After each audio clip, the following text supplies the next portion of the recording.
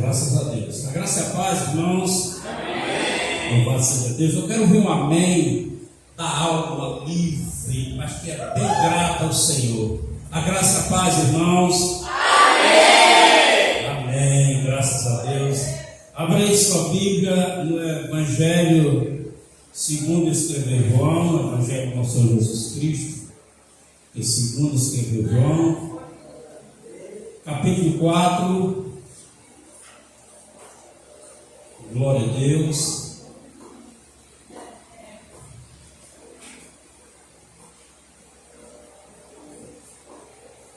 João 4. Glória a Jesus.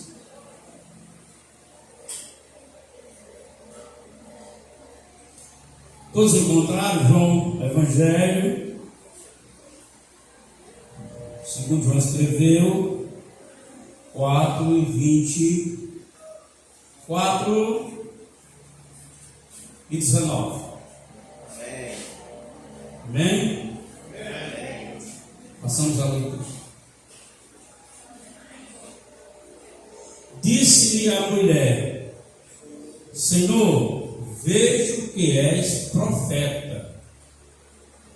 Nossos pais adoraram neste monte, e vós dizeis é que em Jerusalém o lugar de onde se deve adorar. Disse-lhe Jesus: Mulher, crê-me que a hora vem em que nem neste monte e nem em Jerusalém adorareis ao Pai.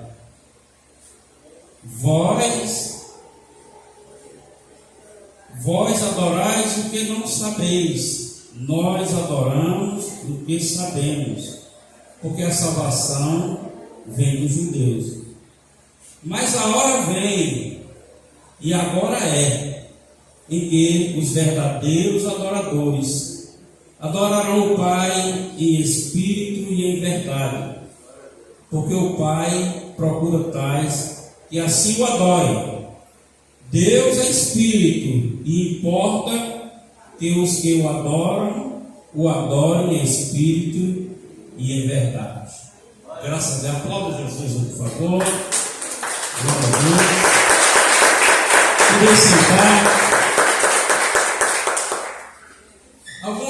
Algumas observações tipo para informação. Nós estamos diante de um contexto, de uma história de uma mulher samaritana. E aonde nós fizemos a leitura, observe que diante do diálogo que ela teve com Jesus, fez ela entender que Jesus era um profeta.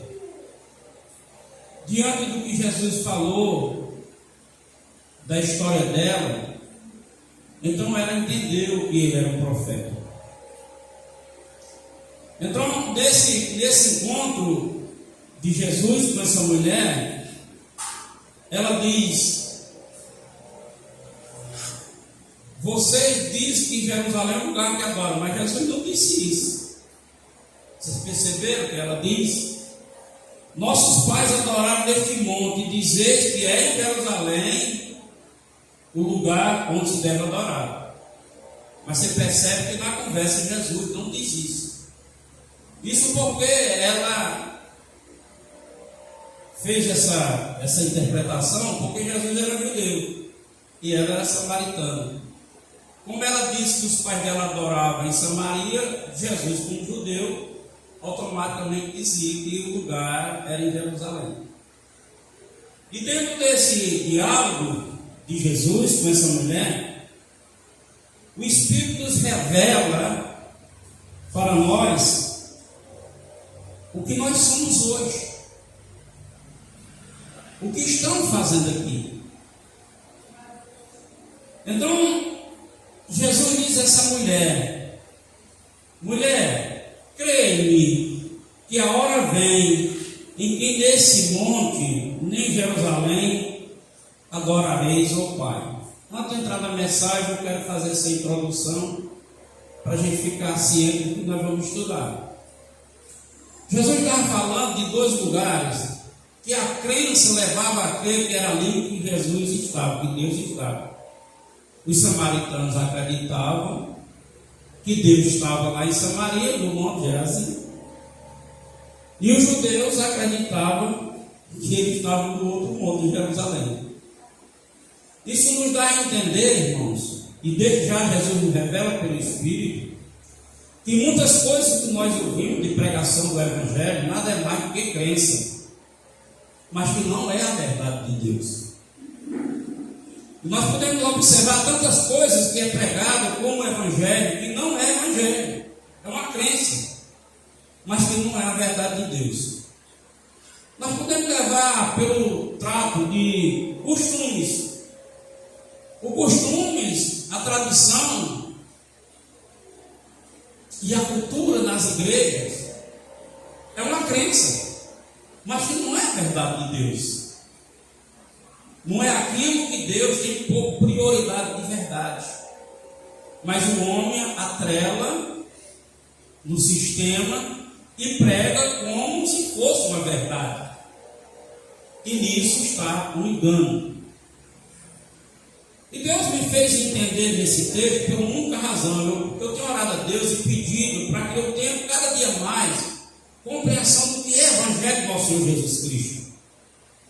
Porque eu tenho observado que de uns anos para cá, uns 20 anos, 15 anos, 20 anos ou mais ou menos, o Evangelho ele tem sido distorcido grandemente por alguns interesses dos seus anunciantes. Tem os interesses deles e o Evangelho tem sido distorcido.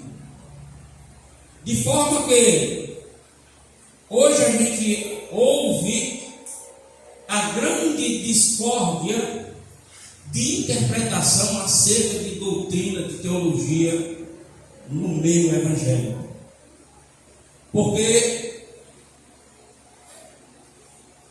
a ideia de cada um é defender a sua crença. E Deus não me chamou para tal coisa. Deus me chamou para o ensino do Evangelho de nosso Senhor Jesus Cristo. A essência que a graça nos oferece da verdade do Evangelho. E aqui, como eu iniciei dizendo qual é a razão do que nós estamos aqui, está revelado, nós vamos adentrar essa mensagem. E Jesus me deixa entender isso, que a crença, muitas das vezes, ela é mais importante, por alguma razão, para quem prega, do que a verdade do Evangelho. E isso aí é um outro Evangelho. Eu costumo dizer que é um Evangelho que coloca Jesus, mas não é um Jesus do Evangelho. Então ele disse que a hora vem e agora é.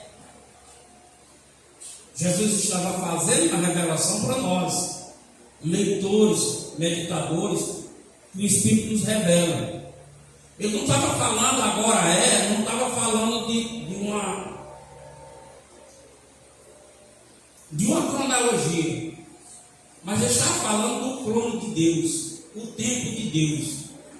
E era aquele tempo, porque seria naquele tempo qual Deus, por intermédio da sua vontade e amor pela humanidade, ele iria reconciliar a humanidade consigo mesmo. Ele iria redimir a humanidade. Aleluia. Quer dizer, ele ia redimir, ele ia pagar a conta do pecador, ele ia perdoar o pecado da humanidade, ia tornar a humanidade redimida. Então ele diz, agora em que os verdadeiros adoradores adorarão o Pai em espírito e em verdade. Ele está falando do cronos, dessa realização do Calvário, que redimiria o povo. Ele está falando de nós. Nós, como redimidos, que estamos aqui como igreja, que tem um propósito de adorar a Deus, aleluia, está dizendo que esse povo redimido, esse povo vai adorar a Deus em espírito e em verdade, aleluia. Ele está dizendo que esse povo que hoje aqui como igreja se reúne, se encontra, que louva a Deus, glorifica a Deus, tem gratidão a Deus, é um povo que é coerente para a nova vida que Deus proporciona para ele. uma vida de redimido, uma vida de adorador a Deus, uma vida que leva ele a ter gratidão ao que Deus fez pela vida dele. Aí ele diz: a hora vem, esse verdadeiro adorador adorará o Pai em espírito e em verdade. Deus é espírito, importa que eu adore em espírito e em verdade. Então Jesus está dizendo que para esse tempo presente desse acontecimento não é mais necessário fazer o que muitos hoje em dia continuam fazendo como evangelho: guardar dia, guardar semana, guardar mês, fazer festa, interminável jejum, vigílias. Não que não devemos fazer, mas adorador adorará. Não é mais no monte de Jerusalém, nem é no monte de Jerusalém, mas num lugar chamado a casa de Deus, a casa do Pai, que é o seu lugar, é a sua morada, e aqui você pode expressar a sua adoração a Ele. Aleluia! Uma adoração com louvor, como acabamos de louvar agora há pouco.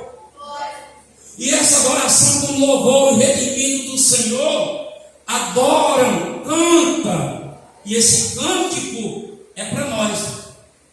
Agora a adoração é para Deus. Aleluia.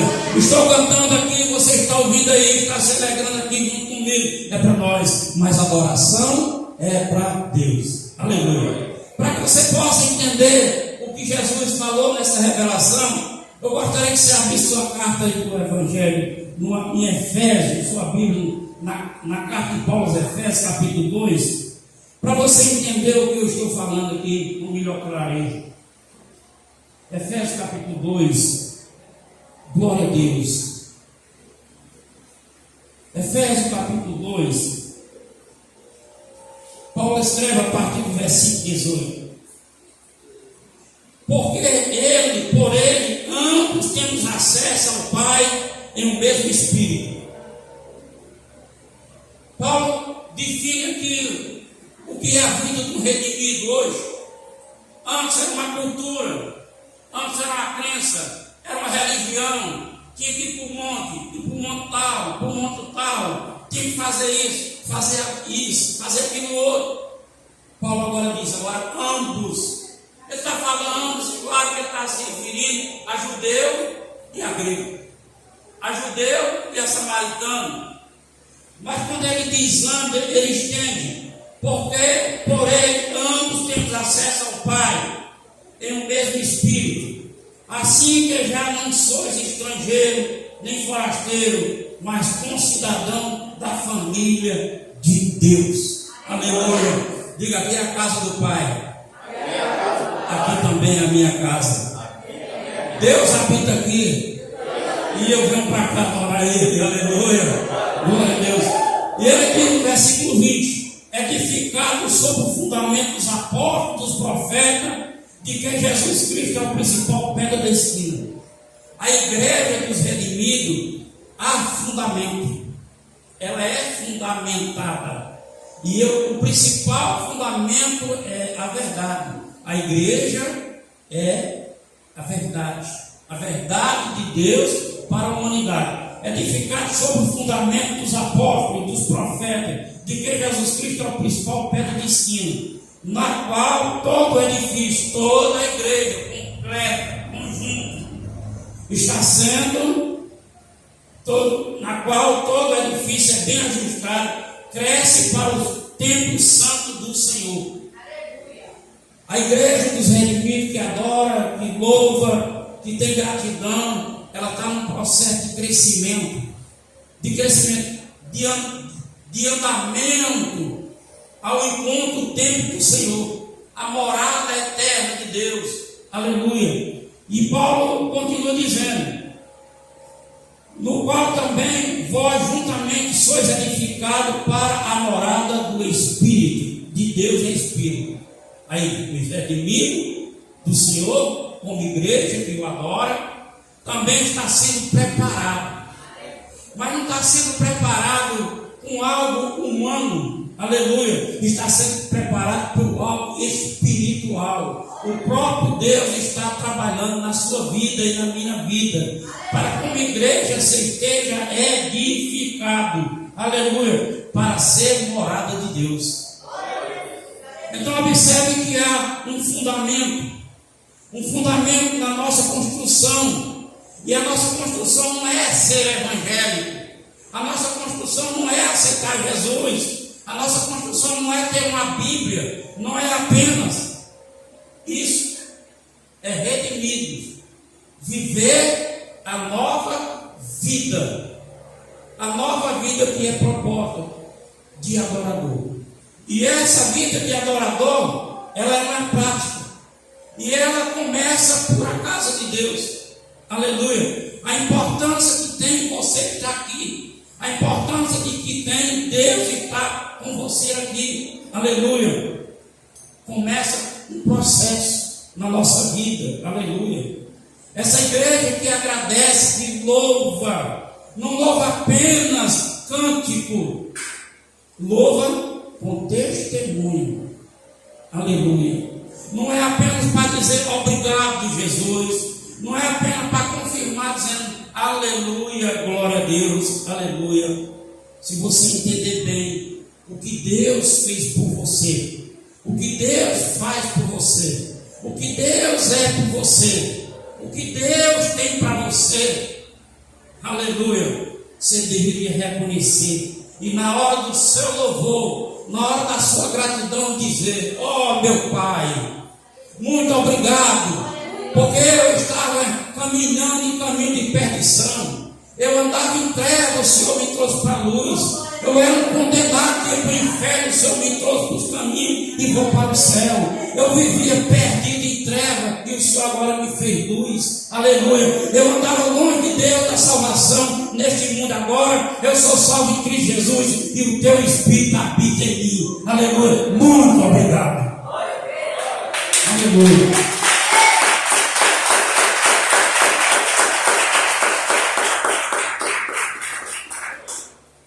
Essa igreja que adora, esse redimido, que canta e que adora a Deus, não só com cântico, mas também com testemunho, são essas pessoas que desejam a Deus e desejam o que é de Deus.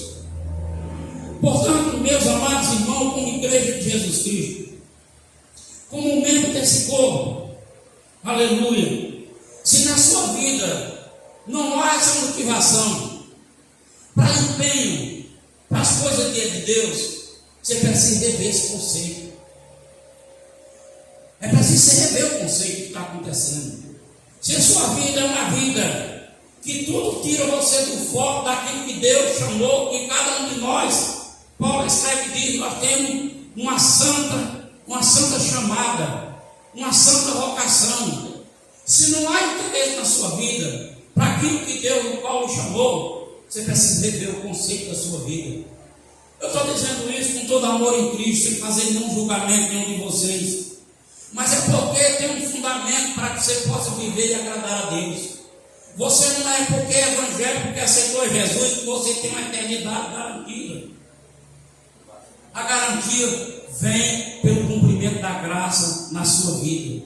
É por isso que o apóstolo Paulo escreve em Coríntios e escreve em Hebreus, dizendo: não anuleis a graça. A graça é disponível a todo tempo. A graça é poderosa. A graça é um milagre nas nossas vidas. Mas você pode anular. Você pode anular a graça pelos seus interesses, pela sua falta de empenho, pela sua falta de vontade de querer, de servir. Você pode estar anulando a graça de Deus. Aleluia. E Deus nos chamou, glória a Deus, Deus nos chamou em Cristo Jesus, para que como igreja, nós não anula a graça, seja empenhado a servir, e que marche como igreja, uma igreja triunfante. Aleluia. A sua vida em Jesus Cristo não é uma vida para ser de crença apenas, mas uma vida de prática de fé. Não é um desgosto, não é uma tristeza, não é um ressentimento, não é um acontecimento que possa vir fazer você desfocar. Se desfocar, é porque você não reveu o conceito daquilo que Deus chamou você. Aleluia. Se você, por alguma razão, sai, por alguma razão entristece, fica batido, fica triste, chora, formiga, precisa rever o conceito. Aleluia. A igreja é um povo forte. Tem até uma música que diz: eis que existe um povo forte, revestido de poder. Nem a vida e nem a morte podem ele perecer. É uma igreja viva. Aleluia. São brasa acesa. Louvado seja Deus. Glória a Deus. Então, o apóstolo São Paulo, ele escreve dessa forma, para que, como redimido do Senhor, a gente tenha não só disposição, mas que a gente aceite essa vocação chamada para tais como fizemos. Filipenses 3:3, Paulo diz assim: porque a circuncisão somos nós, que servimos a Deus no Espírito, e nos gloriamos em Jesus Cristo, e não confiamos na carne. A circuncisão somos nós.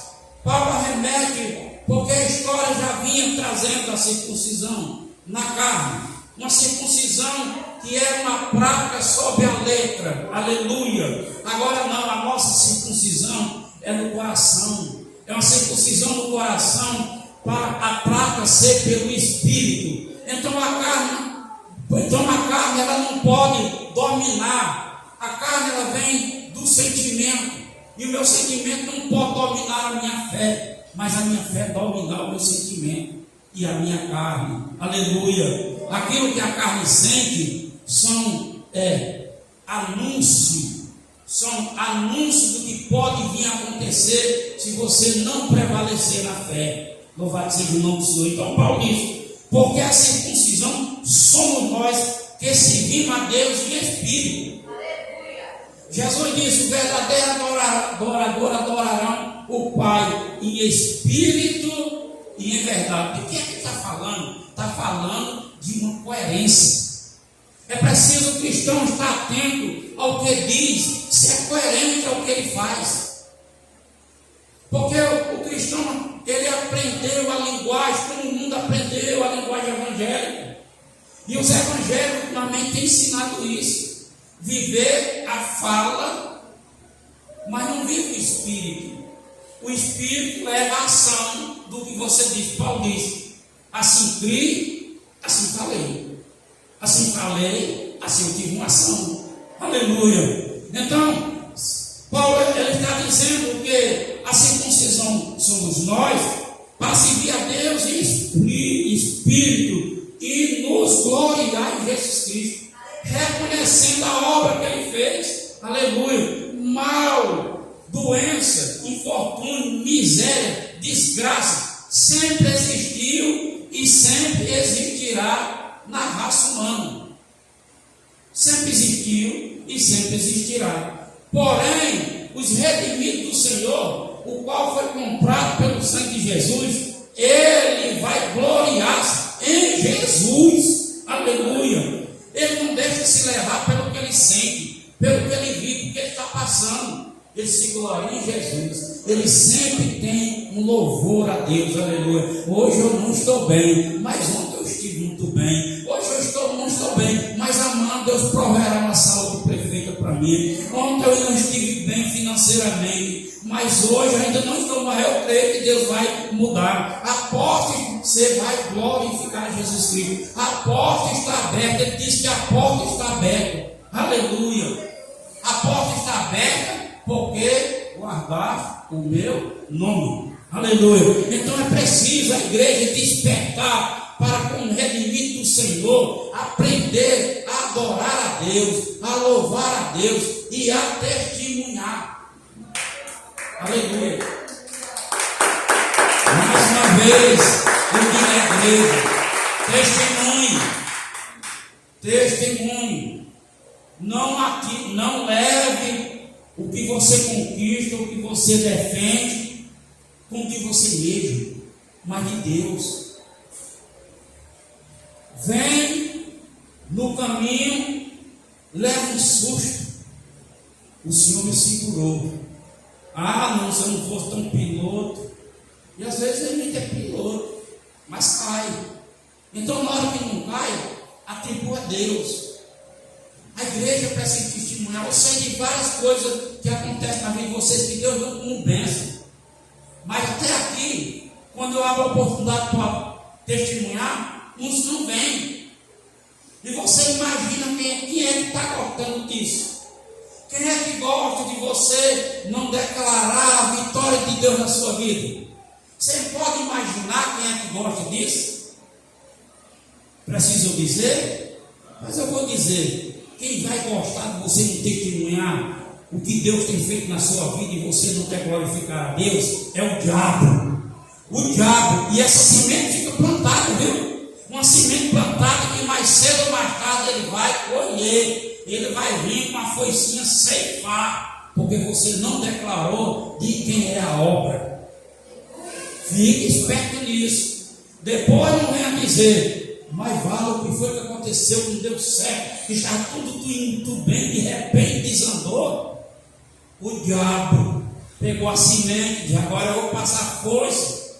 Mas quando se testemunha de Deus, olha o que o Salmo 50 diz. Salmo 150, abre aí o Salmo 150, você vê o que é que ele diz sobre isso. Vamos ver, aleluia. E você vai entender, precisa entender. Louvado seja Deus. Salmo 150, 2. Louvai pelos atos poderosos, louvai conforme a excelência da sua grandeza. Louvai pelos atos poderosos. Você conseguiria se salvar sem Cristo? Você se conseguiria ficar liberto? Não é deixar.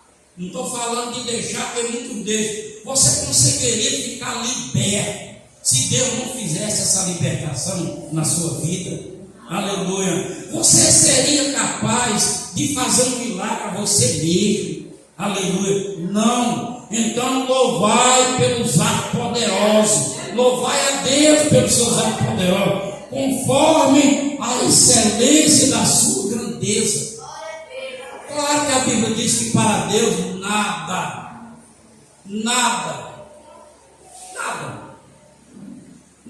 é impossível. E para você? O que é possível e o que é impossível para você? Aleluia. É preciso você despertar para isso. Porque aquilo que é impossível para você, Deus pode tornar possível. Mas é preciso louvar a Ele, testemunhando. Eu vim dar um testemunho. É simples, mas eu vou dar o testemunho, porque foi Deus que preparou para mim. Aleluia. A igreja precisa disso. Louvai seja o nome do Senhor. Esse nome é louvado. Então Jesus, ele diz para aquela mulher: mulher, a hora vem, e já é. A hora vem e já é, que os verdadeiros adoradores adorarão o Pai em espírito e em verdade. Adorarão o Pai em espírito e em verdade. Louvado seja o nome do Senhor. Glória a Deus. Eu gostaria que vocês, louvado seja o nome do Senhor,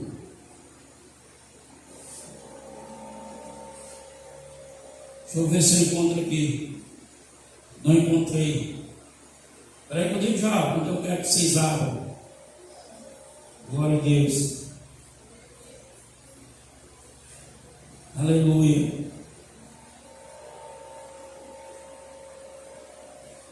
Aleluia. Aqui, capítulo 5 de Apocalipse, abre aí, capítulo 5. Aleluia.